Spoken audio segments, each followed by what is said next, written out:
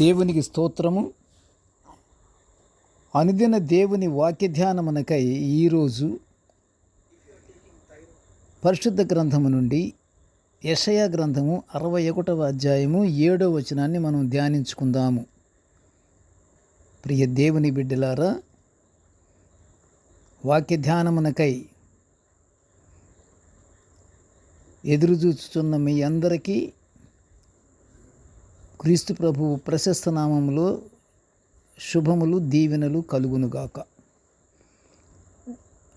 ధ్యాన వాక్యాన్ని ఒకసారి మనం చదువుకుందాం. యెషయా గ్రంథము 61:7. మీ అవమానమునకు ప్రతిగా రెట్టింపు ఘనత నొందుదురు, నిత్యానందము వారికి కలుగును. ప్రియ దేవుని బిడ్డలారా, నేటి ధ్యానవాక్యము దేవుని బిడ్డలకు కలుగు అవమానమును కొట్టేసి వారికి కలుగు చేయు రెట్టింపు ఘనత గురించి మనము ధ్యానించుకుంటున్నాము.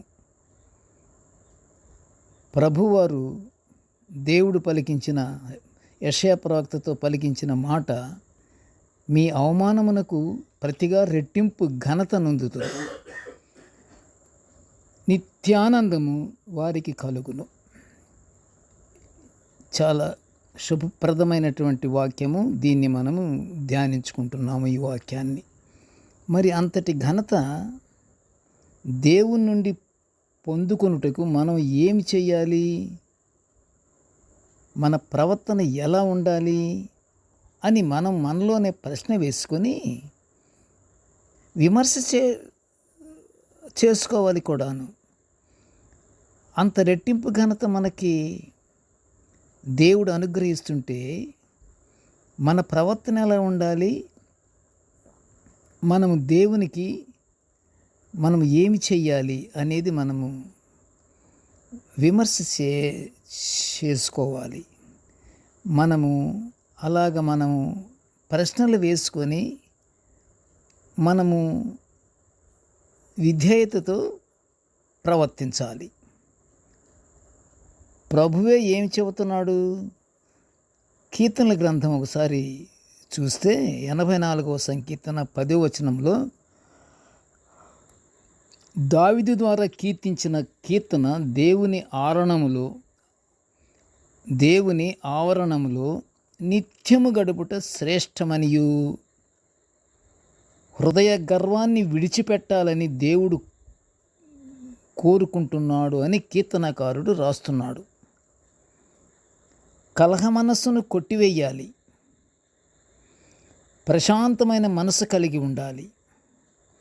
ఈ రెండు కలిగి ఉండి వినయముతో కూడిన ప్రేమ కలిగి ఉండాలని సామెతల గ్రంథము 20వ అధ్యాయము 3వ వచనములో వ్రాయబడి ఉన్నది.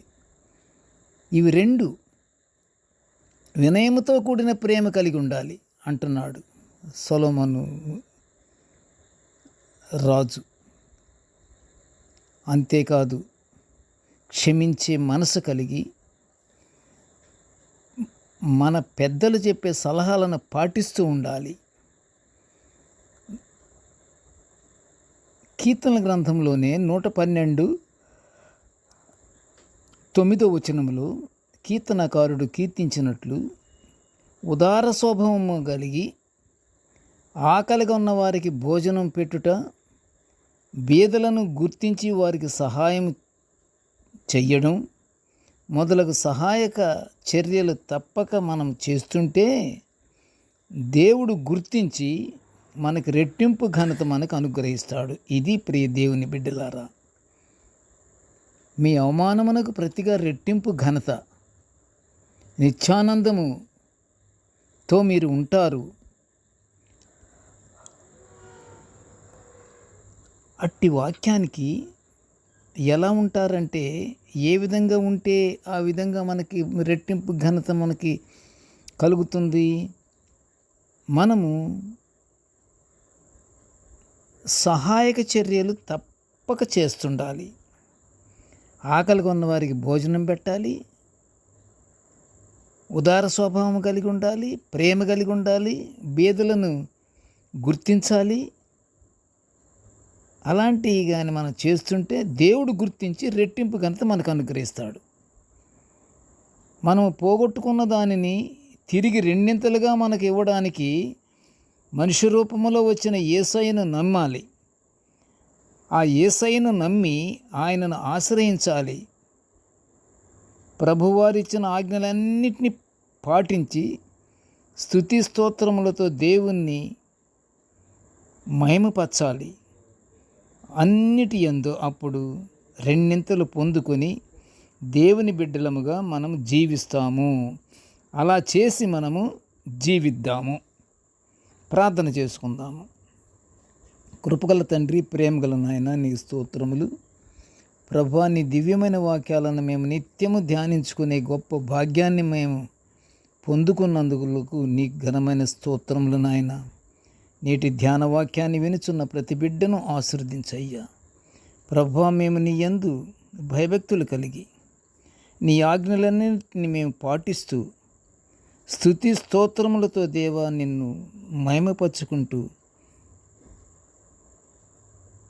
నీ గొప్ప కృపగల నాయన, నీ పరలోక ఆశీర్వాదాలు మేము పొందుకునే భాగ్యాన్ని మాకు అనుగ్రహించమని ఈ మనవులన్నీ యేసయ్య పుణ్యనామమున వినయముగా వేడుకొంచుంటున్నాము తండ్రి.